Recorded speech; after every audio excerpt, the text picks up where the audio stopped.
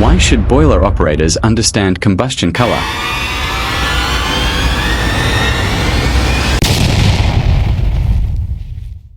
Answer. Flame color provides important information about combustion quality inside the furnace. A bright and stable flame usually indicates proper combustion, while dark, smoke or unusual flame color may signal poor air-fuel ratio, incomplete combustion, or burner problems. Inspectors ask this question because experienced operators can identify combustion issues quickly by observing flame conditions. Incorrect combustion wastes fuel, increases soot formation, raises emissions, and may create dangerous furnace conditions. Operators should monitor flame appearance regularly and adjust burner settings carefully. Understanding combustion color helps improve efficiency, reduce pollution, protect equipment, and maintain safe boiler operation in industrial facilities and power plants.